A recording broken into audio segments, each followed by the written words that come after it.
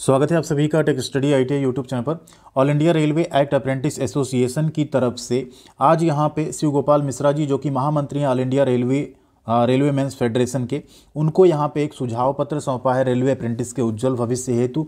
22 फरवरी 2024 का आप देख सकते हैं, ये एक लेटर है, ऑफिशियल लेटर, जिसपे यहाँ पे साइन भी है। यहाँ आप नीचे देख सकते हैं साइन भी है, साथ में ये सुझाव पत्र देते हुए उनके साथ फ़ोटो भी यहाँ पे शेयर किया गया है। इसमें कुछ डिमांड की गई है जो रेलवे अप्रेंटिस कैंडिडेट्स एक्चुअल में इसके हकदार भी हैं और उनको ये मिलना भी चाहिए, क्योंकि आप 1 साल रेलवे में जाके अप्रेंटिस करके 7,000 7,500 रुपये में पूरा एक टेक्नीशियन की तरह, एक ट्रेड्समैन की तरह पूरा आप मेहनत करते हैं, तो आपको ये हक एटलीस्ट मिलना चाहिए, क्योंकि आप रेलवे में काम करने के लिए एलिजिबल भी हो जाते हैं 1 साल काम करते करते। तो यहाँ पे कुछ बिंदु हैं जो उन्होंने कहे हैं, एंड आप लोग कमेंट करके बताएगा कि इन बिंदुओं में आप कितनों से सहमति रखते हैं या आपको और क्या बिंदु इनमें से चाहिए। साथ ही ये भी बात करेंगे कौन सा यहाँ पे ज़्यादा चांसेस हैं लागू होने के, क्योंकि जिस तरह से इस समय रेलवे अप्रेंटिस पे या अन्य अप्रेंटिस पे गवर्नमेंट ध्यान दे रही है, इसमें से कुछ नियम ऐसे हैं जो संभावना है कि आने वाले भविष्य में लागू हो सकते हैं, कुछ ऐसे हैं जिनमें कुछ अड़चनें भी आ सकती हैं, वो भी यहाँ पे डिस्कस करेंगे। तो वीडियो को पूरा देखिएगा एंड लाइक और शेयर ज़्यादा से ज़्यादा आप करेंगे तो सब तक पहुँचेगी इन्फॉर्मेशन। एंड कमेंट आप लोग जरूर कीजिएगा, क्योंकि जितने कमेंट्स आते हैं उससे भी वीडियो की इंगेजमेंट थोड़ा बढ़ती है। चैनल को सब्सक्राइब भी आप कर सकते हैं।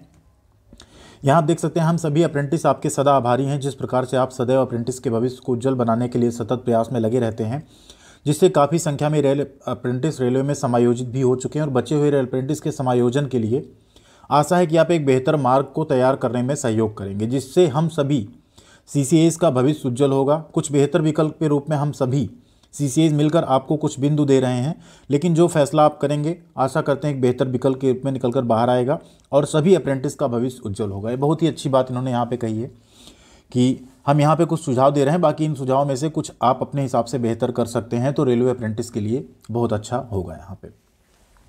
जिसमें इन्होंने सबसे पहली बात कही, CCA जो 98 से लेकर 2024 को GM पावर की विधि को अपना के वन टाइम सेटलमेंट सूची तैयार करके नियुक्ति देने की कृपा करें और रेलवे में आने वाली सभी भर्तियों में CCA छात्रों को आयु सीमा से बाहर रखा जाए। ये बहुत ही अच्छा मुद्दा है कि एज लिमिट में एटलीस्ट उनको बाहर रखा जाए। अगर सबको 33 साल मिल रही तो उन्हें एटलीस्ट 40 साल भी मिले या उससे ज़्यादा भी थोड़ा सा टाइम दिया जाए उन्हें, ठीक है, क्योंकि इतने टाइम से वो समायोजित नहीं हुए हैं तो एज लिमिट से उन्हें बाहर रखना ही पड़ेगा।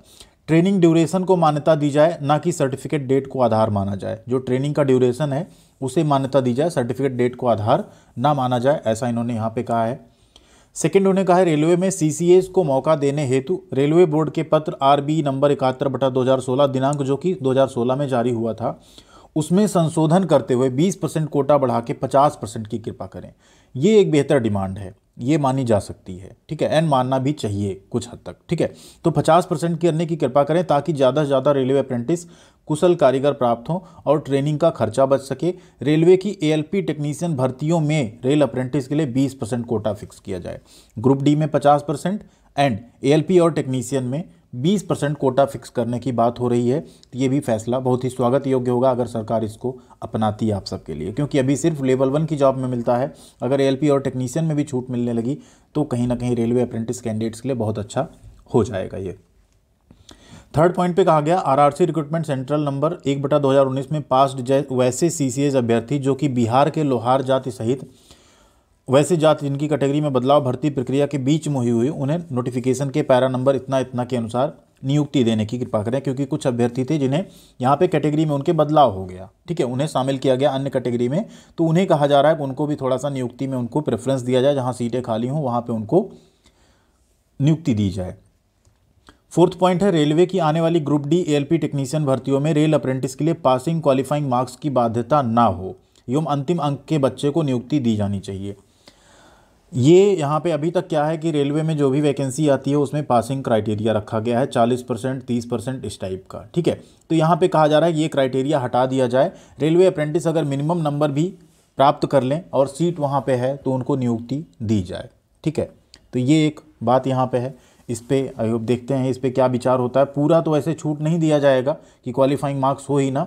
हाँ, ये ज़रूर हो सकता है कि जैसे जनरल OBC का 40% या जनरल EWS का 40% है, OBC SC ST का 30 है, तो 30 से घटा के में भी रेलवे अप्रेंटिस का 25 कर दिया जाए। ये शायद हो सकता है, क्योंकि पासिंग क्राइटेरिया तो किसी भी एग्जाम का थोड़ा सा रखना ही होगा, ठीक है। नेक्स्ट है फिफ्थ पॉइंट यहाँ पे, रेल अप्रेंटिस का कोटा रेल अप्रेंटिस से ही पूरी हो तथा सीट बच जाने पर बैकलॉग की प्रक्रिया को अपनाते हुए अगली भर्ती प्रक्रिया में इनको जोड़ा जाए और वेटिंग लिस्ट जारी की जाए। रेलवे की आगामी सभी वैकेंसियों में B2 तथा C1 के कैंडिडेट के लिए पोस्ट रिजर्व हो तथा डिप्लोमा अप्रेंटिस को जेई तथा SSC वैकेंसी में 20% कोटा दिया जाए। ध्यान दीजिए, यहाँ डिप्लोमा अप्रेंटिस की बात की गई कि उनको भी जेई और SSC के वैकेंसी में 20% कोटा दिया जाए। एंड एक बात यहाँ ये की गई, अभी क्या होता है रेलवे अप्रेंटिस की जो वैकेंसी आती है, अगर CCS कैंडिडेट पूरे नहीं होते हैं उस केस में उसको जनरल जो कैंडिडेट्स होते हैं उनसे फिल कर दिया जाता है। तो यहाँ पे कहा जा रहा है ऐसा ना किया जाए, उस वैकेंसी को बचा लिया जाए और अगली वैकेंसी जब आए तो उसमें उसको बैकलॉग के माध्यम से फिल किया जाए। तो इसमें कुछ बिंदु ऐसे हैं, जैसे ये बिंदु हो गया, इसके बाद आपका इसमें क्वालिफाइंग मार्क्स क्राइटेरिया में कुछ हो सकता है, एंड ये वाला भी मानना चाहिए, जरूर मानना चाहिए। एंड सेकंड पॉइंट भी बहुत ही वैलिड पॉइंट है, इसको भी जरूर माना जाना चाहिए। ठीक है, बाकी फर्स्ट पॉइंट भी, तो सभी वैलिड पॉइंट यहाँ पे दिए गए हैं। एंड इसमें से 50% वाला क्राइटेरिया चांसेस है माना जाए। GM पावर सभी के लिए लागू हो, ये तो हम भी चाहते हैं, लेकिन इसमें थोड़ा सा सुप्रीम कोर्ट के 1-2 डिसीजंस हैं जो आड़े आते हैं, तो शायद अगर उस पर सरकार या मिनिस्ट्री कुछ बदलाव करवा पाए तभी हो पाएगा। क्योंकि सुप्रीम कोर्ट ने एक डिसीजन दिया था, अगर आप सबको पता हो, कि अगर बिना वैकेंसी, बिना रिटन एग्जाम पास किए ओपन मार्केट में कोई रिक्रूटमेंट आ रही, बिना एग्जाम पास किए अगर आप डायरेक्ट नियुक्ति दे रहे हो तो ये अन्य छात्रों के अधिकारों का हनन है। इस टाइप का उन्होंने संविधान का कुछ उसमें पॉइंट देते हुए उसको जो है रोक लगाई थी कि इसमें ऐसे कोई एग्जाम नहीं होंगे या ऐसी कोई नियुक्ति प्रक्रिया नहीं होगी जिसका कोई एग्जामिनेशन या रिक्रूटमेंट प्रोसेस ना हो। तो ये चीज़ है यहाँ पे। हाँ, ये किया जा सकता है रिक्रूटमेंट प्रोसेस में रिटन एग्जामिनेशन को हटा के इंटरव्यू बेसिस पे या मार्क्स के बेसिस पे कुछ एक इनको कंडक्ट कराना होगा प्रोसेस, हो चाहे इंटरव्यू हो, चाहे रिटन एग्जाम हो, या कुछ ना कुछ इन्हें करना होगा। कोई भी रिक्रूटमेंट प्रोसेस डायरेक्ट नियुक्ति नहीं दी जाएगी। इस आदेश की वजह से GM पावर थोड़ा सा प्रभावित हुआ था। तो इसमें से कौन कौन से मुद्दे आपको लगते हैं शामिल होने चाहिए, या आपका क्या विचार है, और इसमें से क्या शामिल किया जाना चाहिए रेलवे CCAs के लिए, उनके बेहतर भविष्य के लिए, आप लोग ज़रूर कमेंट कीजिएगा। बाकी ये सारे अगर फैसले में से कुछ बिंदु भी माने जाते हैं तो आप सबको भविष्य में बहुत फ़ायदा मिलने वाला है। एंड ये यहाँ पे फ़ोटो है जो ये मिले हुए हैं महोदय से, एंड ये सेम लेटर इन्होंने यहाँ पे इनको सौंपा भी है, जो लेटर अभी हमने आप सबको बताया कि इसमें क्या क्या बिंदु जो है दिए गए हैं।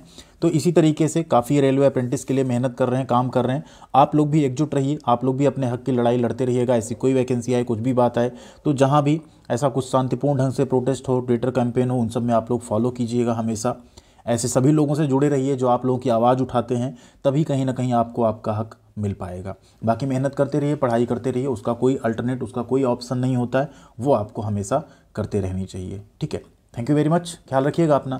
मिलते हैं अगली अपडेट के साथ अगली वीडियो में। वीडियो अच्छी लगी तो कमेंट कीजिएगा, एंड साथ में चैनल को सब्सक्राइब करके बेल आइकन को दबा लीजिएगा, और टेलीग्राम एंड ट्विटर पे जरूर जुड़ जाइएगा, जिससे कि जब आगे कोई भी आवाज़ आप सबकी उठे तो हम टेलीग्राम पे शेयर कर देते हैं, साथ में ट्विटर पे भी आप लोग जाके उसे रिट्वीट, शेयर, ये सारी चीज़ें करके अपनी आवाज़ को और आगे तक बढ़ा सकते हैं।